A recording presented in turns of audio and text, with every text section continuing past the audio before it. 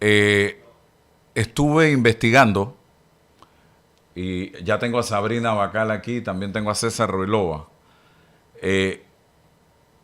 Y me decían ayer que, porque hacíamos las comparaciones entre la ley de intereses preferenciales y la ley de la Caja de Seguro Social. Y alguien me decía, que tiene por qué saberlo, que son leyes diferentes, porque la ley de la Caja de Seguro es una ley orgánica. Por lo tanto, debe ser, la reforma debe ser, o si se toca la ley, debe ser por iniciativa exclusivamente del órgano ejecutivo, porque se trata de una ley orgánica, no así la ley de intereses preferenciales, lo que significa, según me dijeron, que es mucho más fácil abordar la discusión de la ley de intereses preferenciales, que a las finales lo que se busca con esto es permitirle a la banca ser más flexible en el otorgamiento de los préstamos a los clientes que van a adquirir casas de interés social. Sin embargo, con la ley de la Caja de Seguro Social tiene que venir la solicitud exclusiva del órgano ejecutivo, no puede nacer de la Asamblea Nacional de Diputados. Eso fue lo que entendí en pocas palabras que se me explicó en el día de ayer, y no sé qué va a pasar. Ya estoy escuchando más la palabra revisar que derogar. No sé. Vamos a ver qué pasa con esto. Bienvenida, Sabrina. Gracias por estar aquí con nosotros en la mañana de hoy. ¿Qué piensas de la palabra mágica, diálogo, en estos momentos? Sí, tanto tú como yo, buenos días a la audiencia también y a César. Tenemos más de 6 semanas diciéndolo, porque yo creo que independientemente de quién tenga la razón y si conviene derogar la ley y qué cambios específicos se harían de revisar la ley en la Asamblea, si seguimos por el camino que vamos a seguir enfrentándonos. Y yo creo que lo que vimos ayer en Darién, en Arime de Darién, lo que vimos ayer en varias provincias, le debería enseñar al gobierno que esto no mejora, esto solo empeora por el camino que vamos. Por eso es que yo, desde hace 2, 3 semanas, tomé las propuestas que hicieron dos grupos diferentes de diputados, unos Moca, y con los dos ahora que dejaron la bancada de Vamos, para revisar puntos conflictivos de la ley que reforma el seguro, y otras de la bancada Vamos, que invitaban al presidente también a extender las sesiones extraordinarias para conversar sobre otros temas que incluyen la reactivación minera y también el memorándum de entendimiento. Yo no sé si esa sea la manera jurídica, legal de hacerlo, pero sí estoy convencida que hay que buscar un espacio de diálogo que traiga resultados distintos a los que estamos viendo hoy en día en las calles, porque a nadie le conviene la paralización de sectores del país y a nadie le conviene la violencia que estamos viendo y que vimos ayer, que yo no recuerdo haber visto escenas tan violentas como las de ayer en Darién, Álvaro. Un interlocutor en un país donde nadie cree en nadie en estos momentos, porque ese es un problema de partida que tenemos en Panamá. ¿Cómo hacemos para encontrarlo? Está la iglesia, están las palabras de Monseñor Ulloa, que a mí me llegaron muchísimo porque no tenía un destinatario concreto, pero cada quien dijo que el otro lado era el blanco de sus comentarios. Y yo sí creo, Álvaro, y lo he dicho en este espacio varias veces, que el presidente de la República tiene la responsabilidad de la conducción política del país y tiene por eso la responsabilidad de tomar la iniciativa de desenredar esta situación. O sea, no se trata de si tiene la razón o de si hay agendas políticas detrás de algunos de los cierres. Hoy el diario La Prensa toma el caso de Bocas del Toro y entrevista a un periodista del área diciendo que detrás de los cierres está Benicio Robinson. No lo sé, pero la realidad es que esto está extendido a varias provincias del país. Entonces, tú necesitas al máximo líder político del país tomando una iniciativa que pueda desenredar esta situación. Y yo también pienso que el descontento no es solamente por la reforma a la Caja del Seguro Social. Yo creo que una vez se aprobó esta ley, el presidente sobreestimó su capital político y metió otros temas como el de la reactivación de la mina. También eso no fue una decisión de Panamá, pero sí fue una decisión del gobierno cómo lo quería manejar sin llamar a otros sectores. Vinieron los 3 documentos, especialmente el memorándum firmados con los Estados Unidos. Ayer vimos una noticia del Pentágono de un avión con militares estadounidenses que estaría llegando a Panamá Pacífico o ya llegó a Panamá Pacífico, y todo esto genera este ambiente de desconfianza en si se están tomando las mejores decisiones, en si se están escuchando las voces disidentes, si se están incluyendo otros sectores políticos.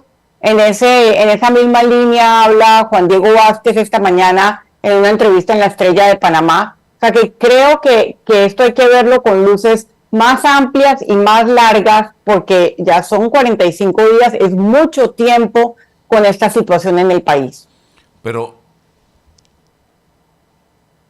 viendo lo que está sucediendo, Sabrina plantea la Iglesia como interlocutor en esta crisis, y que el presidente, que es el que tiene la conducción precisamente del país, debiera dar el primer paso. Esperemos que hoy sea un día diferente, que hoy van a estar ocurriendo cosas que yo no puedo decir aquí públicamente, pero tengo información que ojalá nos lleven a el principio de la solución del problema que estamos enfrentando en este momento. César, ¿cómo ves la situación en estos instantes a nivel nacional?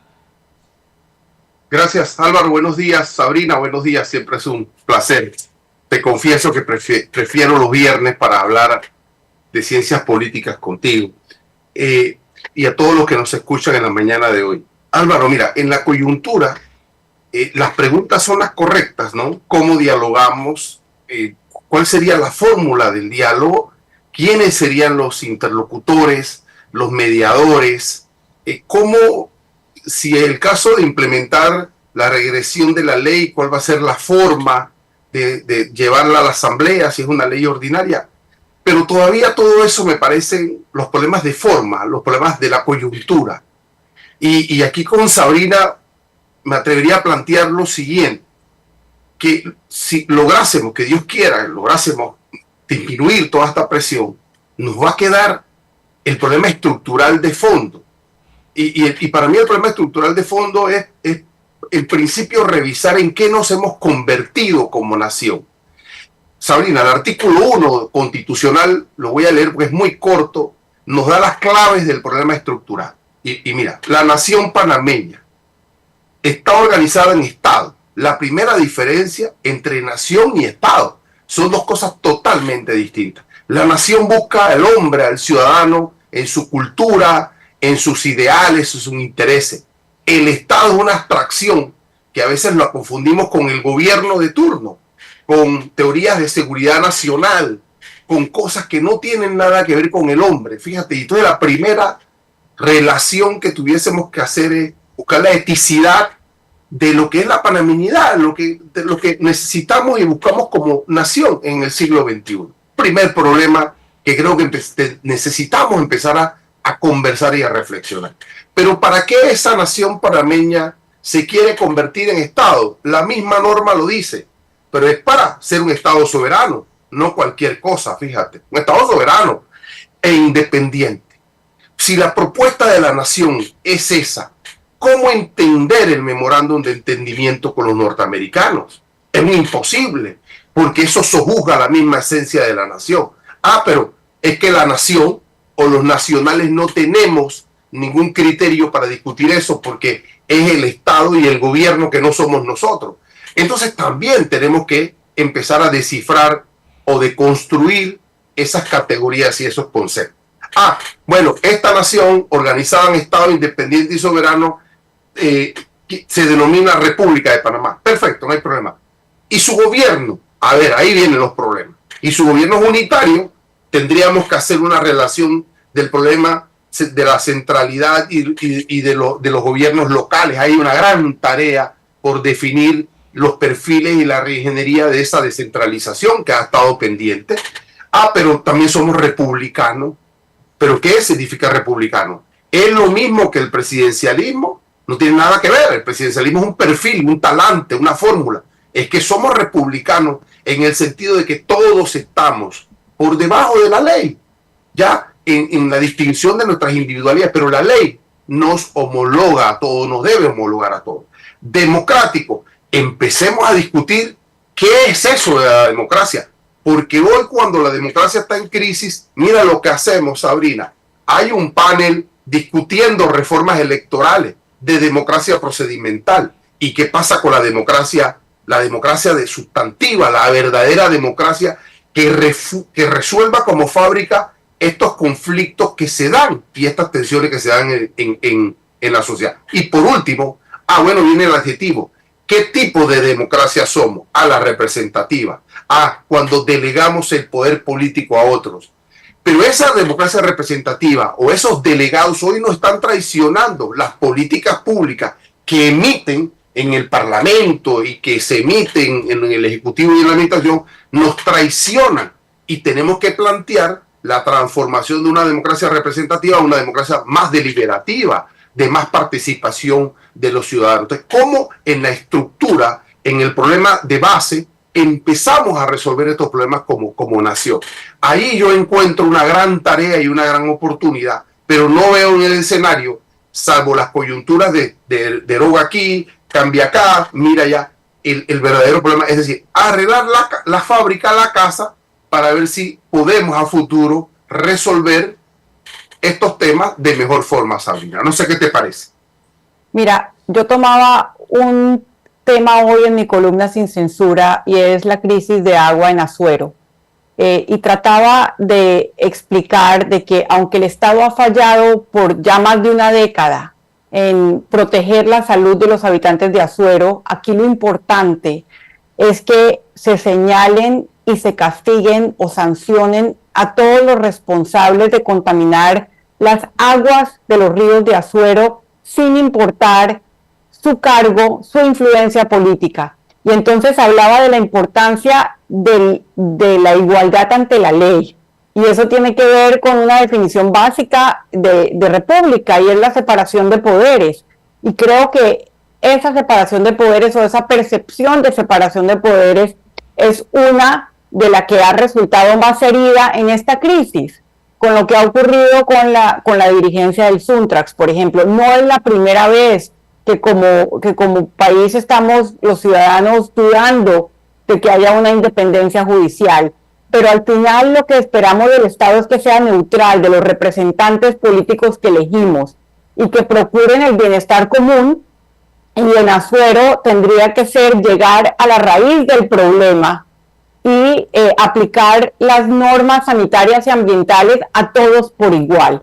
Entonces, tú puedes tomar diferentes aristas de la crisis nacional que estamos viviendo, y yo tomé esta porque siento que está pasando desapercibida, pero es sumamente importante que más de 100,000 personas no sientan confianza de tomar el agua, de que vean el agua turbia, de que sepan, porque lo han visto antes, que hay excrementos de puercos, que hay agroquímicos en el pasado, que hay basura, y esperan que el gobierno resuelva la situación más allá de repartir botellas de agua y repartir cisternas o botellones de agua. Y si tú tomas algo así, que es, no digo pequeño, es bastante grande en las consecuencias en la población, pero algo específico, tú puedes entender qué es lo que está fallando principalmente en el Estado, y lo que está fallando en nuestra representación es entender que somos todos iguales ante la ley, y que en una democracia como la que tenemos, con todos los defectos, también hay virtudes, y una de ellas es que el presidente tiene que incluir a sectores que opinan diferente, especialmente en momentos críticos como los que estamos viviendo. Tú hablabas del tema de soberanía, y en el caso específico de las presiones de los Estados Unidos y de los documentos que se llegaron a firmar, yo creo que ahí hubo una oportunidad perdida, porque cuando Trump empezó con el tema de la recuperación del canal en diciembre del año pasado, hubo una disposición de expresidentes, de muchos sectores políticos, de apoyar al presidente, y hubo un primer acercamiento, pero después hubo otra actitud por parte del presidente, de la Cancillería, ya sabemos todo lo que ha pasado, y entonces en ese tema que nos debería unir y que a otros países como Canadá, México, los ha unido como sociedad, también nos ha dividido. Y al final tiene que ver con esa, creo yo, actitud de no incluir otras voces. Yo, personalmente, la semana pasada estuve en Chitré, jueves, viernes, sábado, domingo y lunes. Y los 5 días tuve que hacer uso de la vieja práctica, César y Sabrina, del tanquecito con la vasijita para bañarme, porque no había agua. Tuve que hacer uso de la vieja práctica de pararme en la parte de afuera de la casa a esperar cual persona que está pidiendo limosna que pasaran los carros del IDAN para repartirnos agua. No puedo decir aquí que el IDAN y algunas instituciones se quedaron de brazos cruzados. Trataron de hacer su mejor esfuerzo, pero ya es hora, porque este es un tema, y usted lo sabe, César, porque usted también estuvo por allá y ha vivido esta realidad por años, porque es de la Villa de los Santos, que este es un problema de años. Aquí hemos hablado de atracina, aquí hemos hablado de otros agroquímicos, hemos hablado de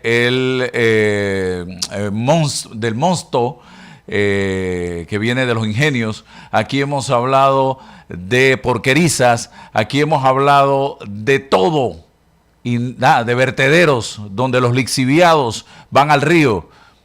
Pero ¿cuándo hemos sabido de responsables que han sido sancionados? Nunca.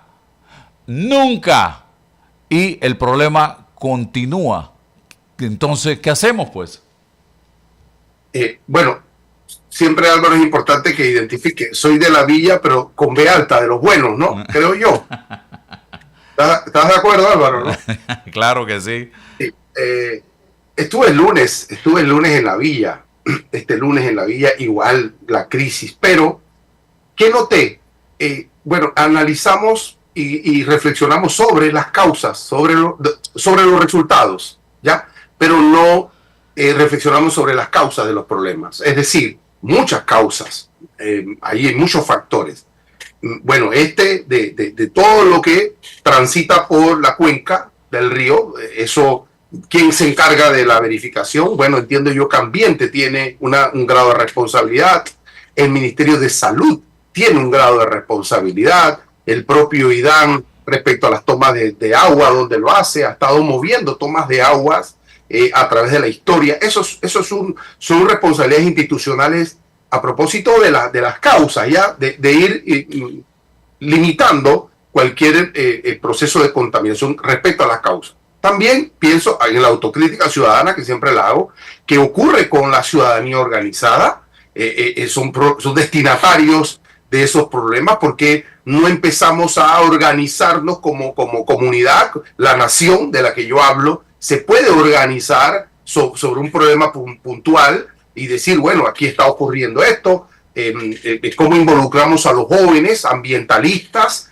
y tal. Esto también requiere mucho liderazgo comunitario, ni siquiera político, comunitario, activar eso, luego entonces hacer también grupos de presión para verificar el cumplimiento de la ley.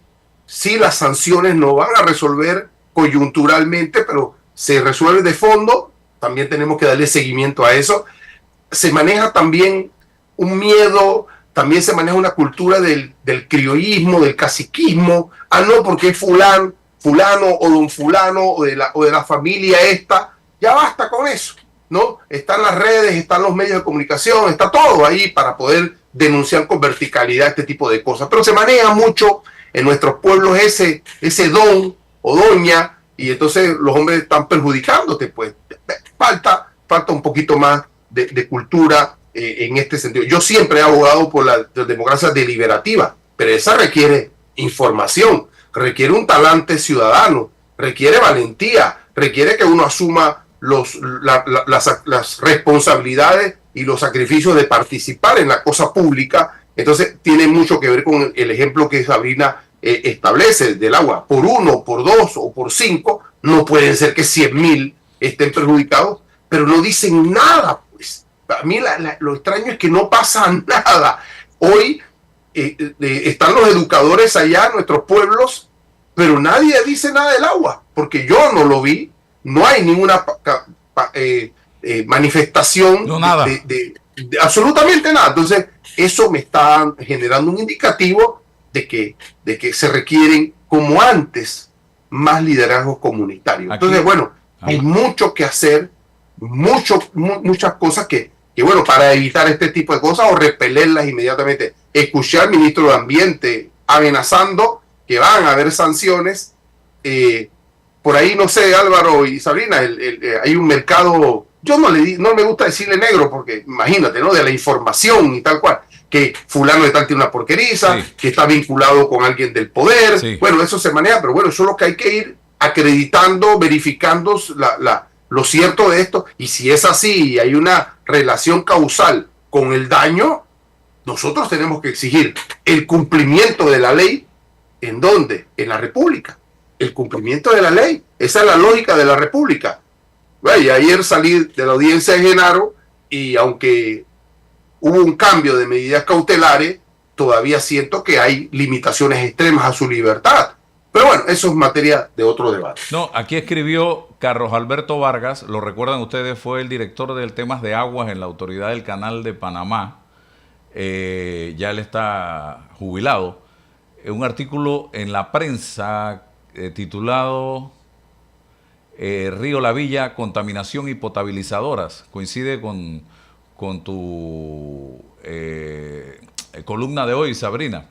Y dice, el río La Villa ha sufrido problemas de contaminación a lo largo de muchos años. Por limitaciones de espacio, mencionaremos algunos incidentes reportados en los diarios locales durante la última década. En junio del 14 y junio del 15 se registraron casos de contaminación por atracina, uno de los agroquímicos más usados en actividades agrícolas. En agosto del 16 se detectó la presencia de otros agroquímicos, mientras que en enero y octubre del 17 fueron los herbicidas los que generaron preocupación. En marzo del 18 se evidenció contaminación por desechos industriales. En junio de ese mismo año se reportaron altos niveles de turbidez provocados por la erosión en la cuenca. En un año después, en junio del 19, el río enfrentó nuevamente problemas de contaminación directa. En marzo del 24, la atención se dirigió hacia residuos químicos y en mayo del 25 se documentó la presencia de microorganismos y nemátodos, lo que resaltó la dimensión biológica de este problema ambiental. Las fuertes lluvias provocan erosión en los suelos, cuyo material es arrastrado hacia el río, generando una alta turbidez, y este fenómeno con frecuencia lleva al colapso, a la suspensión temporal de las operaciones de las plantas potabilizadoras. Esto es parte de ese artículo interesante, está en el diario La Prensa. Más tarde lo voy a compartir para que la gente lo vea, pero como decíamos, es un tema repetitivo y no hemos visto un gobierno con la disposición a ponerle un alto a esta situación de una vez y por todas, porque no creo que no haya forma humana de detener esta contaminación, y lo que va a provocar esto es que el río La Villa, si no le ponemos un alto, César y Sabrina, se convierta en un río inservible para el consumo de agua para los residentes de los distritos de Chitré, Guararé, Las Tablas y La Villa. Así de sencillo. Precisamente lo que decía César, yo hablo un poco de las señales contradictorias que ha mandado el gobierno, porque el mensaje del ministro de Ambiente, Juan Carlos Navarro, fue muy claro. Dijo específicamente que iban a pagar todos, sin importar sus influencias políticas o quienes sean, y ubicó el equipo técnico del Ministerio de Ambiente 16 focos de contaminación de los ríos, principalmente en fincas porcinocultoras. Pero en la misma, digamos, en la misma intervención gubernamental fue el ministro de Salud a hacer una gira, unas visitas a algunas de esas fincas de porcinocultores. Me entero, porque lo publica una doctora que también es como ustedes del área, Eka Pérez Franco, que esas visitas no fueron, digamos, unas inspecciones o unas auditorías como ordena la ley, sino que fueron visitas guiadas. ¿Y cómo me entero? Porque la propia industria, Landa S.A., que es propiedad de la familia de un diputado del partido de Realizando Metas, publica una foto de todos sonriendo, diciendo todo en orden, cumplimos con todas las medidas sanitarias y ambientales. Y yo no estoy diciendo que no, pero ellos no son quien para decir que cumplen con todas las medidas. Es parecido a cuando el ministro Juan Carlos Navarro dijo que inspeccionó el cobre en la mina que supuestamente no está abierta, y resulta que era también una visita guiada que la gente de Minera Panamá lo recibió. Entonces yo no digo que uno tenga que tener una actitud agresiva ante los productores, pero el Estado sí tiene que ser neutral. Y si se están investigando 16 focos de contaminación en fincas parecidas, entonces no me parece lo más conveniente tomarse una foto en una visita guiada, como si fuera un paseo escolar y no una inspección como ordena la ley. Entonces yo hago ese contraste y hablo de señales, digamos, contradictorias que manda el gobierno, que sí está haciendo un esfuerzo con el IDAN, sí se tomaron decisiones, pero al final son decisiones que son paliativos, no van al problema de raíz. Sí, y la foto a una finca que está siendo cuestionada. No estamos diciendo que es la responsable, pero sí está dentro de las áreas que están siendo cuestionadas en este momento por parte de la población de Azuero. Así que es lamentable. Yo no entiendo quién asesora a estos servidores públicos. No lo entiendo. Bueno, Álvaro, en el contexto, ¿en qué contexto se da esto? En el contexto del siglo XXI, de la gran revolución tecnológica. No sé, tiene que existir un dron, tiene que existir una máquina que te diga, mira, nosotros en el río La Villa tenemos 2 o 3 tomas de agua. Entonces, claro, después de la toma de agua no es prioridad. Antes de la toma de agua, ¿cuáles son las verificaciones de las fincas? ¿Quiénes son?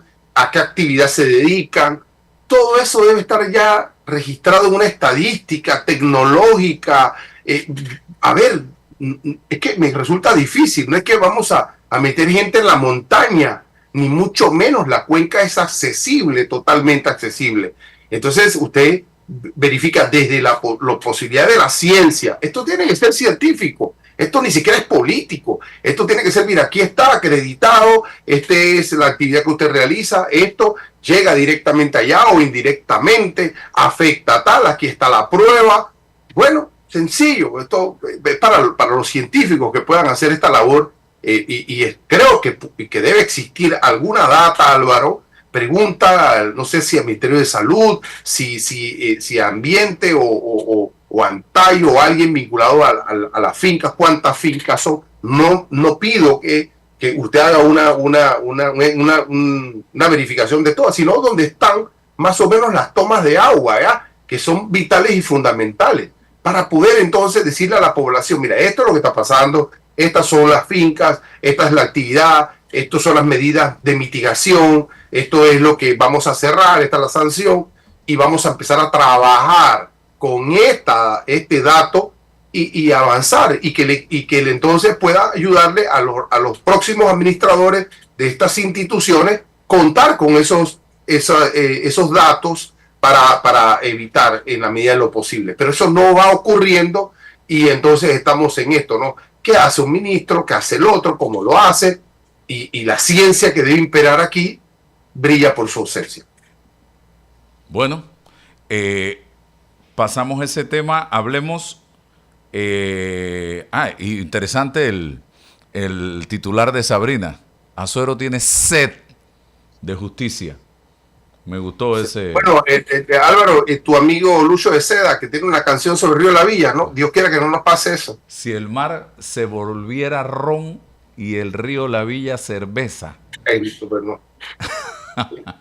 Y wow, increíble. El titular, Sabrina. Sí, traté de combinar, me gusta mucho jugar con las palabras, nuestro idioma es muy rico y en efecto Azuero tiene sed porque no tiene agua potable, porque los residentes tienen temor de tomar el agua, tienen que esperar a que les lleguen los cisternas o las botellas que están repartiendo, pero al final lo que hay detrás de todo, la raíz del problema es que tiene que haber justicia.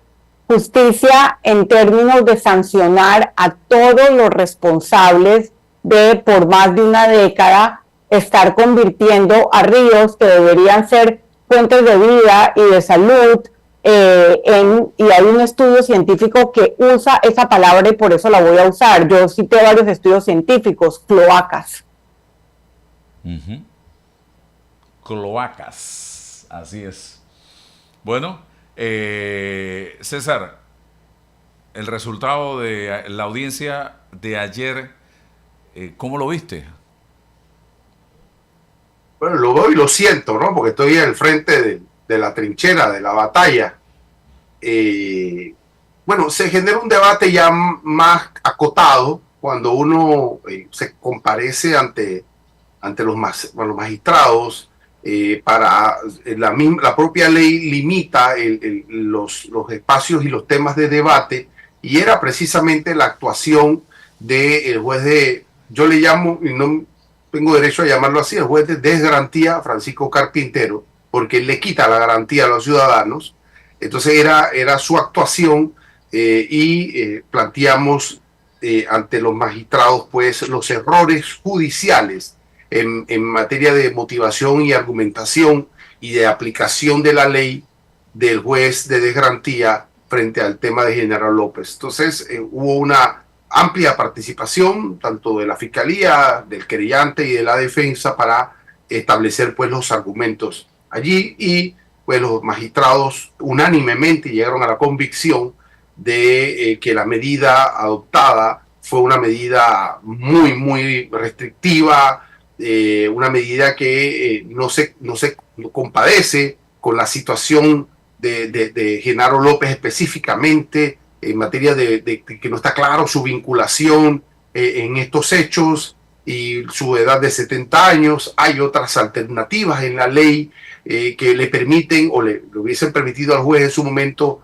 no aplicar esta, que es la última, que es la excepcional, que es la filosofía del nuevo sistema. Así que bueno, hay una medida de depósito domiciliario con un brazalete electrónico.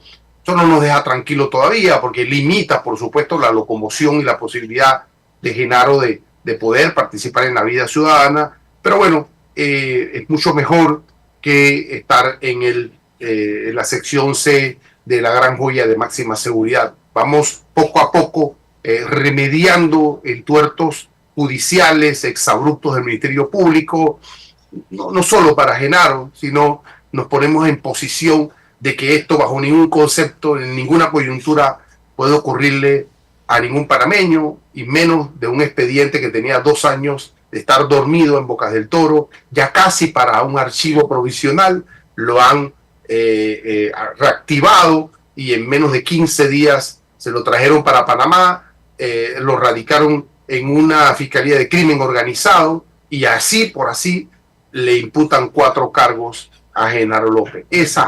Solo ese hecho, así de simple, nos indica a nosotros la relación que existe en el contexto de esta investigación. Bueno, seguimos ahora, nos mantenemos en un proceso para ahora presentar todas las pruebas, todos los elementos que indiquen que la teoría del caso de que esos hechos no representan los delitos imputados debe prevalecer en el plano de lo que hemos discutido, en el plano de la República, en el plano de la aplicación de la ley. Aquí no se quiere absolutamente nada distinto, que se aplique la ley como corresponde a todos los panameños y panameñas que vivimos aquí y los extranjeros que se le aplica la ley. Ese es el llamado desde la abogacía, desde nuestra función respetuosa del Estado de Derecho. Los políticos tendrán una visión que discutir. Allá nosotros, los abogados, en este caso, estamos solamente exigiendo con todo respeto la aplicación de la ley y que cada uno en este conflicto tenga las oportunidades. El abogado creyente con sus víctimas tengan la oportunidad de expresarle a los jueces, a los fiscales, sus inquietudes, sus intereses. Por supuesto que sí, eso es democracia, eso es Estado de Derecho, y nosotros como abogados también, en defensa de nuestros clientes, poder también utilizar que los resortes de la ley para que entonces el árbitro, el tercero totalmente independiente, tenga que obligatoriamente aplicar la ley, el sistema que está escrito, que está definido, que no está allí y que no hay que inventar absolutamente nada ni tergiversarlo. Eso es el llamado, porque eso va generando paz social, eso va generando tranquilidad también desde los cimientos del problema jurídico del Estado. Él no puede salir de su casa. No puede salir de su casa, hay un depósito domiciliario junto a un brazalete electrónico que va a estar midiendo y monitoreando desde un centro que tiene el sistema penitenciario del Ministerio de Gobierno, esa restricción, un brazalete en su tobillo, eso todo es un tema ya pues de un sistema que va monitoreando sus movimientos dentro, por supuesto, de la casa. Por ahora, y además tiene un impedimento de salida, o sea que tiene 3 restricciones de su libertad.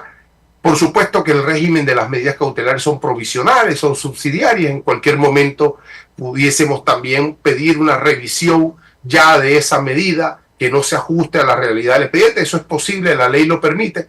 Pero bueno, de una cárcel de máxima seguridad en La Joya a la casa, nos parece que por ahora hay un cambio cualitativo en la vida de un hombre de más de 70 años, que ha sido, por supuesto, contestatario de las políticas públicas, un hombre que tiene una visión del mundo que la sabemos y tal, pero que la ley tiene unas restricciones respecto a esto y no fue posible, no era posible que un juez de la desgarantía se haya decantado por una medida así. Eso nos preocupa mucho, no solamente con Genaro, sino, insisto, con todos los panameños y panameñas que en algún momento, Dios quiera que no, tengamos que acceder a la decisión de un juez que se equivoca olímpicamente y muestra falta de independencia, porque no es falta de inteligencia, sino falta de independencia, y eso nos preocupa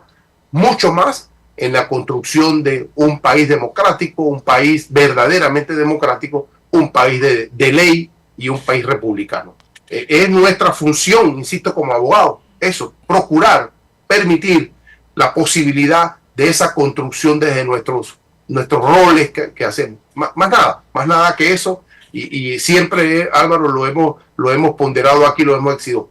Todos, no se trata de que el defensor hable, sino que los abogados de la víctima hablen, de que tengan los accesos y las oportunidades, y que después de todo eso, el árbitro aplique la ley como corresponde, sin una fuerza extraña que lo vaya manipulando.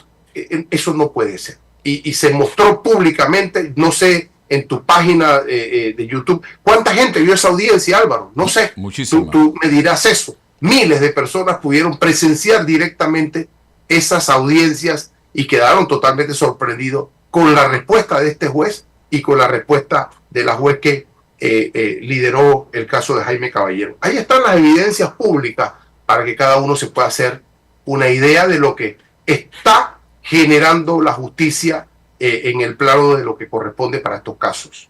Bien, tengo a Aurelio Barría con nosotros.